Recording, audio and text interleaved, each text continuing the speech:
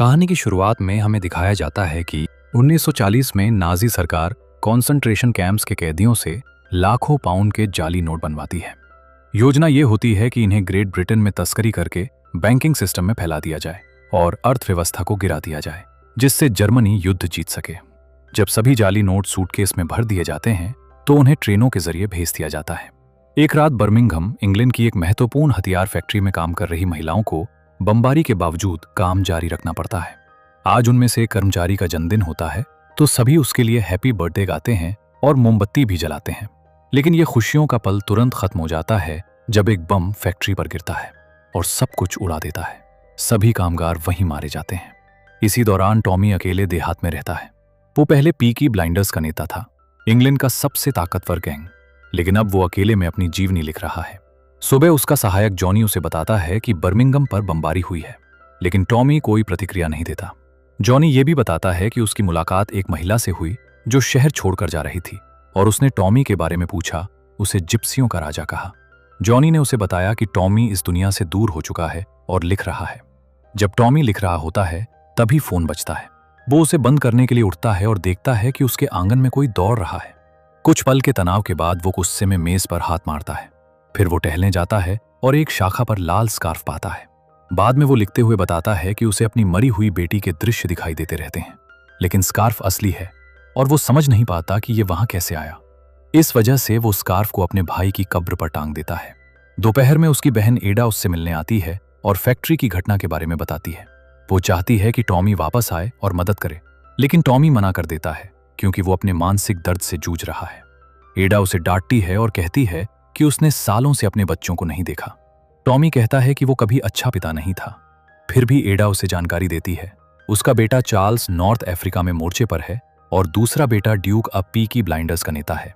लेकिन Duke gang को मुसीबत में डाल रहा है और एडा को डर है कि या तो कानून उसे फांसी दे देगा या लोग उसे मार देंगे। टॉमी कहता है कि वो बदल चुका है और वापस नहीं जा सकता। बर्मिंघम में फायर फाइटर्स और पुलिस तबाह हुई फैक्ट्री को संभाल रहे होते हैं। तभी पीकी ब्लाइंडर्स वहां पहुंच जाते हैं और पुलिस उन्हें रोक नहीं पाती। गैंग फैक्ट्री का दरवाजा तोड़कर बचे हुए हथियार लूटने लगती है। मालिक विरोध करता है तो ड्यूक कहता है कि उन्हें पुलिस के चीफ इंस्पेक्टर की अनुमति है और उसे पैसे दे देता है। जब मालिक शिकायत करता रहता है तो ड्यूक का दाहिना हाथ एलिजा धमकी देता है कि जो भी उन्हें रोकेगा उसकी फैमिली को पीटा जाएगा। मालिक डरने से मना करता है तो ड्यूक उसे मार देता है। बाकी लोग विरोध करते हैं, लेकिन गैंग उन्हें भी आसानी से हरा देती है और हथियार लेकर निकल जाती है। कुछ देर बाद एडा बर्मिंघम लौटती है और अपने बेटे कार्ल को लेकर फैक्ट्री जाती है, लेकिन कामगार उसे दोष देते हैं क्योंकि पीकी ब्लाइंडर्स ने सब कुछ और खराब कर दिया। एक पब में ड्यूक की मुलाकात नाजी एजेंट बेकेट से होती है। बेकेट उसे जाली पैसों का नमूना दिखाता है। 350 मिलियन ब्रिटिश पाउंड ब्रिटिश अर्थव्यवस्था में डालने के लिए तैयार हैं। वो गैंग्स की मदद चाहता है और 20% हिस्सा देने की बात करता है। वो कहता है कि उसके अधिकारी टॉमी से बात करना चाहते थे। ड्यूक गुस्से में खिड़की पर गोली चला देता है और कहता है कि अब वही नेता है। जब बेकेट उससे पूछता है कि क्या वो अपने देश के साथ विश्वासघात करेगा तो ड्यूक हाँ कह देता है। बेकेट कहता है कि उसे आज रात ये साबित करना होगा। अगले दिन टॉमी अपने घर में एक आवाज सुनता है और तुरंत बंदूक लेकर जांच करने जाता है। एक मेज पर उसे एक नोट मिलता है जिस पर लिखा होता है, खुली खिड़कियों का पीछा करो। टॉमी ऐसा ही करता है और अंत में को पाता है जो उसकी किताब पढ़ रही होती है। वो उस पर बंदूक तान देता है, लेकिन पास से देखने पर हैरान रह जाता है क्योंकि वो ड्यूक की मरी हुई माँ जेल्डा जैसी दिखती है। को बताती है कि वो जेल्डा की जुड़वां बहन है और वो अब भी सपनों और सेयांस के जरिए उससे बात करती है। वो दावा करती है कि जेल्डा ने उसे एक संदेश के साथ यहाँ भेजा है। वे दोनों जिप्सी हैं और ड्यूक खतरनाक लोगों के साथ जुड़ रहा है जो जिप्सी लोगों को नष्ट कर देंगे। अगर टॉमी वापस आकर अपने बेटे को रोके तो को वादा करती है कि वो उसे मानसिक शांति पाने में मदद करेगी। अचानक जॉनी बंदूक लेकर कमरे में घुसता है क्योंकि उसे लगता है कि कोई घुसपैठिया है, लेकिन टॉमी उसे चौंका देता है ये कहकर कि को उनकी मेहमान है। निजी तौर पर जॉनी टॉमी से कहता है कि को दुखी माओं का फायदा उठाती है, ये कहकर कि वो युद्ध में मारे गए उनके बेटों की आत्माओं से बात कर सकती है। उसे डर है कि वो टॉमी को भी धोखा दे रही है, लेकिन टॉमी उसकी बात नजरअंदाज कर देता है। दोपहर में ड्यूक अपने सुअरों को देख रहा होता है और अपने स्टॉक रूम में कुछ चीजें रखता है। तभी एडा वहां आती है और फैक्ट्री पर हमले के लिए उसे डांटती है और सुअरों के बारे में पूछती है। ड्यूक कहता है कि एक बूचर खाना नष्ट हो गया है, इसलिए वो अस्थायी रूप से उन्हें संभाल रहा है, लेकिन एडा को उसकी बात पर भरोसा नहीं होता। फिर ड्यूक बताता है कि वो दवाइयां बेच रहा है, और एडा को याद आता है कि अस्पताल से दवाइयां चोरी हुई थीं। वो उसे रिपोर्ट करने की धमकी देती है, लेकिन ड्यूक कहता है कि कोई उसे रोक नहीं सकता। इसके बाद एडा एक पुराने आदमी से मिलने जाती है जो पहले टॉमी के लिए काम करता था। वो उसे बताती है कि ड्यूक क्या कर रहा है और वो मिलिट्री पुलिस के पास जाने का सोच रही है। वो उससे गवाही और मदद मांगती है, लेकिन वो मना कर देता है। वो कहता है कि ड्यूक के खिलाफ जाना उन्हें मुसीबत में डाल देगा और उसे लगता है कि केवल टॉमी ही उसे रोक सकता है। इसी बीच टॉमी अपने वाइन सेलर में जाता है और एक आवाज सुनकर गलती से एक बोतल गिरा देता है। उसे युद्ध के दौरान सुरंगों में बिताए दिनों की झलक दिखाई देती है, जिससे साबित होता है कि वो गंभीर PTSD से पीड़ित है। अपनी किताब में वो लिखता है कि उसने युद्ध को अपने घर ले आया था ताकि वो सो सके। उसे धूम्रपान की जरूरत महसूस होती है। बाद में वो अचानक जाग जाता है जब को उसके पास आती है। वो उसे स्कार्फ लाकर देती है और उसके भाई के बारे में पूछती है। टॉमी बात करने से मना करता है, लेकिन को लगातार दबाव डालती है और दावा करती है कि वो असल में ज़ेल्डा है जो अपनी बहन के शरीर का इस्तेमाल कर रही है। जब टॉमी विश्वास नहीं करता तो वो कहती है कि स्कार्फ उसकी बेटी ने छोड़ा था और उसने उसके भाई से भी बात की है। वो टॉमी के उन शब्दों को दोहराती है जो उसने कब्र पर कहे थे, जिससे वो हैरान हो जाता है। अब टॉमी और जानना चाहता है, लेकिन को कहती है कि वो तभी बताएगी जब वो ड्यूक की मदद करने के लिए वापस आएगा। टॉमी कहता है कि वो अब वैसा इंसान नहीं रहा, तो को उसे उसका पुराना रूप वापस लाने में मदद करने की बात करती है। इसके बाद वो उसे और सबूत देती है और उसके अतीत की बातें बताती है। आखिरकार टॉमी टूट जाता है और सच्चाई बताता है। वो स्वीकार करता है कि उसने अपने भाई को मार दिया था। उस रात कोहरा था और उसका भाई नशे में था, इसलिए उसने टॉमी को शैतान समझ लिया। दोनों के बीच संघर्ष हुआ और गलती से टॉमी के हाथों उसकी मौत हो गई। को उसे सांत्वना देती है और कहती है कि उसे इस अपराध बोध को छोड़ना होगा। वो अपनी बेटी और भाई को नहीं बचा सका, लेकिन अभी भी अपने बेटे को बचा सकता है। शाम को बर्मिंघम में फिर से बमबारी होती है। लोग शेल्टर की ओर भागते हैं और एडा इस मौके का फायदा उठाकर सभी लोगों से एक साथ बात करती है। वो ड्यूक को रोकना चाहती है, लेकिन इसके लिए उसे उनकी गवाही चाहिए ताकि वो मिलिट्री पुलिस के पास जा सके। इसी दौरान ड्यूक बेकेट और वर्जिल से मिलता है, जो ब्रिटिश फासिस्ट लीग का डिप्टी हेड है। वर्जिल देश भर में जाली पैसे फैलाने में मदद करेगा, इसलिए वे योजना पर चर्चा करते हैं। ड्यूक 3 नहर वाली नावों का उपयोग करने की अपनी योजना बताता है, जिससे वर्जिल प्रभावित होता है। फिर बेकेट बताता है कि उसे सूचना मिली है कि वर्जिल गद्दार है और उस पर भरोसा नहीं किया जा सकता। ड्यूक तुरंत वर्जिल को गोली मार देता है। इसी बीच ड्यूक एक औरत के साथ रात बिताने के बाद जागता है। उसे याद आता है कि उसके पास अब भी वर्जिल के कपड़े हैं, तो वो उन्हें जला देता है। तभी बेकेट वहां आता है और उसे बताता है कि एडा ने शेल्टर में क्या किया। वो ड्यूक को आदेश देता है कि वो एडा को मार दे, इससे पहले कि वो मिलिट्री पुलिस के पास जाए। बेकेट ये भी कहता है कि उसे अपने बेटे पर शर्म आती है, लेकिन अगर ड्यूक उसका बेटा होता तो उसे गर्व होता। इसके बाद ड्यूक एडा और काल का पीछा करता है और एक फोन बूथ में छिपकर सही मौका ढूंढता है, लेकिन अपने परिवार के लिए उसके भाव उसे गोली चलाने से रोक देते हैं, इसलिए वो गुस्से में फोन तोड़ देता है। वो उनका पीछा करता रहता है और देखता है कि एक कार एडा के पास रुकती है। जब बेकेट बाहर निकलता है तो ड्यूक उसे चेतावनी देने के लिए चिल्लाता है, लेकिन बहुत देर हो चुकी होती है। बेकेट एडा को कई गोलियां मारकर उसकी हत्या कर देता है और गवाहियों वाला बैग लेकर भाग जाता है। जाते समय वो ड्यूक से कहता है कि उसने उसे निराश किया है। कार्ल टूट जाता है और ड्यूक बेबस होकर सब देखता रह जाता है। सड़क पर टॉमी गाड़ी रोकता है और एडा की आत्मा को देखता है, जिससे उसे समझ आ जाता है कि वो मर चुकी है। टॉमी घटनास्थल पर पहुंचता है और एक पुलिस वाला उसे बताता है कि एडा की मौत में ड्यूक शामिल था। टॉमी जॉनी को मुर्दा घर भेजता है ताकि वो एडा के शव की निगरानी करे, जबकि वो बाकी काम खुद संभालता है। पब में टॉमी संगीत बंद करवा देता है और ड्यूक के बारे में पूछता है।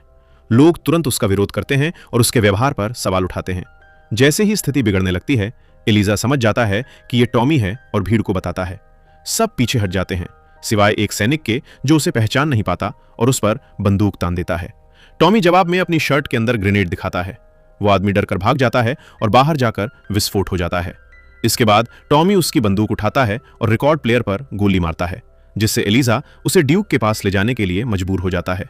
स्टॉक रूम में ड्यूक कुछ सामान पैक करके जाने की कोशिश कर रहा होता है, लेकिन टॉमी उसे पकड़ लेता है और कीचड़ में फेंक देता है। वो दवाइयों के बैग उठाकर उस पर फेंकता है और उसे डांटता है कि उसने सारी हदें पार कर दी हैं। टॉमी के मारने के बाद ड्यूक बताता है कि वो एडा को मार नहीं पाया क्योंकि वो अभी भी अपने परिवार के प्रति वफादार है, लेकिन वो पाप करता है क्योंकि यही उसके पिता की विरासत है। वो गुस्से में टॉमी पर झपटता है और दोनों के बीच कीचड़ में लड़ाई होती है। टॉमी आसानी से उसे काबू कर लेता है और उससे बेकेट और उसकी योजना के बारे में सब कुछ बताने को कहता है। इसके बाद टॉमी मुर्दा घर जाता है और जॉनी की बंदूक लेकर उसे वहां से भेज देता है। वो एडा के शव से बात करता है और कहता है कि उसे पहले आ जाना चाहिए था जब उसने उसे बुलाया था। वो ये भी स्वीकार करता है कि उसने अपने भाई को मारा था और ये कोई दुर्घटना नहीं थी, क्योंकि वो नशे में था और गुस्से से भरा हुआ था। टॉमी कहता है कि उसने अपने भाई को आज़ादी पाने के लिए मारा था, लेकिन इतने परिवार के सदस्यों की मौत के बाद वो कसम खाता है कि अब कुछ अच्छा करेगा। जब वो मुर्दा घर से बाहर निकलता है तो उसकी आंखों में आंसू होते हैं। जैसे ही वो बाहर आता है, उसकी मुलाकात बेकेट से होती है और दोनों के बीच गोलीबारी शुरू हो जाती है। वे दोनों छिपते हुए इधर उधर भागते हैं।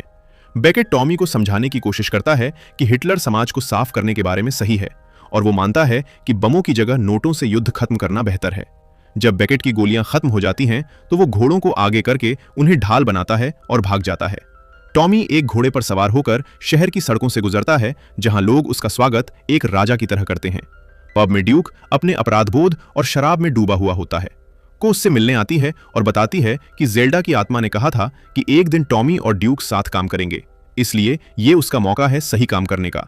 वो उसे एक गोली देती है और कहती है कि नाजियों को खत्म करने के बाद उसे टॉमी को मारना होगा। को वादा करती है कि यही उसे मानसिक शांति देगा और अगर टॉमी मर जाता है तो ड्यूक नया जिप्सी किंग बन सकता है। जब को पब से बाहर निकलती है तो उसकी टक्कर टॉमी से होती है। वो कहती है कि ड्यूक उसकी मदद करेगा, लेकिन टॉमी कहता है कि उसे पहले एक जिप्सी गाड़ी चाहिए। अंदर ड्यूक एक सिक्का उछालकर अपना फैसला तय करने की कोशिश करता है। टॉमी अंदर आता है और दोनों के लिए शराब डालता है और ड्यूक उससे सहमत हो जाता है कि वे बेकेट को मारेंगे। कुछ देर बाद एडा के अंतिम संस्कार के लिए परिवार और दोस्त इकट्ठा होते हैं। उसके शरीर को एक जिप्सी गाड़ी में रखा जाता है, कुछ तस्वीरों के साथ, और टॉमी उसे आग लगा देता है। वो जलती हुई आग को देखता रहता है और अपने दुख से जूझता है। उसी रात ड्यूक बेकेट को फोन करके चेतावनी देता है कि टॉमी उसके पीछे आएगा, लेकिन वो फिर भी योजना पूरी करने के लिए मदद करना चाहता है, इसलिए बेकेट उसे 70 मिलियन देने के लिए तैयार हो जाता है। इसी बीच टॉमी जली हुई गाड़ी की राख को देख रहा होता है। तभी डॉकयार्ड का मालिक स्टैग उसके पास आता है और उसे गोदाम और नावों के बारे में सारी जानकारी देता है। जब ड्यूक वहां पहुंचता है तो टॉमी उसे स्टैग से मिलवाता है और कहता है कि उसने अपने बेटे पर भरोसा करने का फैसला किया है। फिर वे सभी स्टैग की जानकारी के आधार पर योजना बनाते हैं। टॉमी वाटरलू सुरंग का इस्तेमाल करना चाहता है, लेकिन स्टैग बताता है कि आधी सुरंग गिर जाने के बाद उसे बंद कर दिया गया था। टॉमी कहता है कि वो अंदर जाने का रास्ता ढूंढ लेगा। लिवरपूल जाते समय टॉमी अपनी किताब लिखता रहता है और उसे अपने बच्चों को समर्पित करता है। वो लिखता है कि ड्यूक उसका असली उत्तराधिकारी होना चाहिए, लेकिन आज की रात कमीशन उसकी असली पहचान बताएगा। आखिरकार टॉमी वाटरलू सुरंग के बंद दरवाजे तक पहुंचता है और को से मदद मांगता है। उसके रिश्तेदार औजारों से दरवाजा काटना शुरू करते हैं। इंतजार करते हुए टॉमी को से अपनी हथेली देखने के लिए कहता है। वो उसके अतीत के बारे में बताती है, लेकिन भविष्य के बारे में कहती है कि आज रात उसे वो शांति मिलेगी जिसकी उसे तलाश है। टॉमी अपनी बंदूक निकालकर कहता है कि उसे पता है कि को उसे मारना चाहती है। को कहती है कि अगर टॉमी ड्यूक को नहीं मारेगा तो ड्यूक उसे मार देगा। जैसे ही टॉमी सुरंग में प्रवेश करता है, ड्यूक बेकेट को टॉमी की योजना बता देता है। बेकेट ये जानकारी अपने जर्मन सैनिकों को दे देता है। तभी जर्मन विमान बमबारी करते हैं, जिससे सुरंग और गिर जाती है और टॉमी अंदर फंस जाता है। इससे उसे युद्ध के दिनों की यादें और भ्रम होने लगते हैं, लेकिन वो हार नहीं मानता और मलबे को हटाकर बाहर निकल आता है। डॉक पर जर्मन सैनिक नावों का इंतजार कर रहे होते हैं। जैसे ही नावें पहुंचती हैं, वे गोलीबारी शुरू कर देते हैं। स्टैग विस्फोटक सक्रिय करता है और पानी में कूद जाता है। नाव टकराकर विस्फोट हो जाती है और सभी सैनिक मारे जाते हैं। गोदाम में बेकेट समझ जाता है कि ड्यूक ने उसे धोखा दिया है और उस पर बंदूक तान देता है। ड्यूक बताता है कि सिक्के ने उसे अपने पिता की बात मानने को कहा था, लेकिन उसने सही काम करने का फैसला किया। तभी एक बम गोदाम में फटता है और बेकेट गिर जाता है। ड्यूक भाग जाता है और टॉमी अंदर पहुंचता है। जल्द ही पीकी ब्लाइंडर्स गोदाम को घेर लेते हैं और बचे हुए नाजी सैनिकों के साथ गोलीबारी करते हैं। उन्हें बिना दया के मार देते हैं। टॉमी भी कुछ लोगों को मारता है और ड्यूक से मिलता है, जो पूछता है कि वो देर से क्यों आया। टॉमी गुस्से में कहता है कि वो सिर्फ उसकी मां की वजह से आया है और उसे वहां से जाने को कहता है। इसके बाद टॉमी पैसों के बक्सों के बीच एक लैंडमाइन रखता है ताकि सभी जाली पैसे नष्ट हो जाएं।